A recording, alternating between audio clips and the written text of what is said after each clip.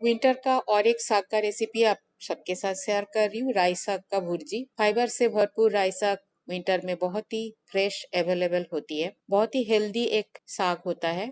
इसका कई रेसिपी होती है, तो सिंपल सा भुर्जी का रेसिपी आज आप लोगों के साथ शेयर कर रही हूँ। तो चलिए शुरू करते हैं। वेलकम टू माय चैनल फान विद कुकिंग।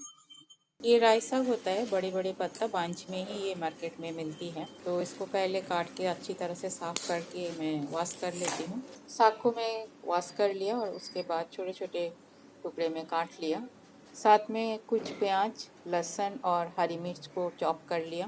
मैं यहाँ मस्टर्ड ऑयल डाल रही हूँ क्योंकि मस्टर्ड ऑयल में इसका टेस्ट अच्छा आती है, और आप चाहो तो कोई और भी ऑयल डाल सकते हो। 1 चम्मच जीरा डाल दिया। तेल और जीरा को अच्छी तरह से गर्म होने देती हूँ। साथ में प्याज, लहसुन और हरी मिर्च को डाल दिया। इसे अच्छी तरह से फ्राई कर लेती हूँ। प्याज लहसुन मेरा अच्छी तरह से फ्राई हो गया है। हल्दी का पाउडर डाल दिया, मिक्स कर लेती हूँ।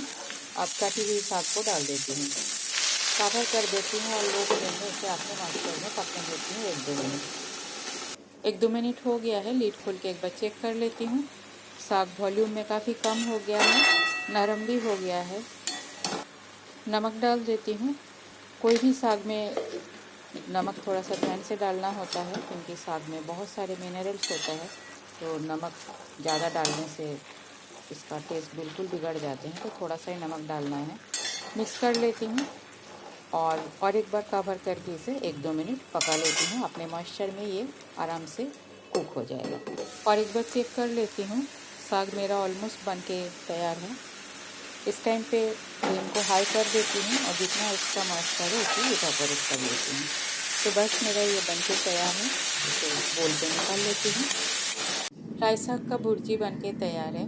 दाल चावल के साथ या रोटी परोठे के साथ, सबके साथ ये बहुत ही अच्छी लगती है। विंटर में ये बहुत अवेलेबल होती है। आप भी बनाइए और अपना ओपिनियन मेरे साथ शेयर जरूर कीजिएगा। रेसिपी अगर पसंद आई तो मेरे चैनल को लाइक, शेयर और सब्सक्राइब करना ना भूलें। थैंक्स फ्रेंड, मेरे वीडियो देखने के लिए। आगे भी बने रहिए। होममेड सिंपल रेसिपी मेरे चैनल में मैं अपलोड करती हूँ। पसंद आई तो अपने फ्रेंड सर्कल में शेयर जरूर कीजिएगा। आज यहाँ तक ही, मिलते हैं कोई और एक रेसिपी के साथ। तब तक के लिए bye, have a good day.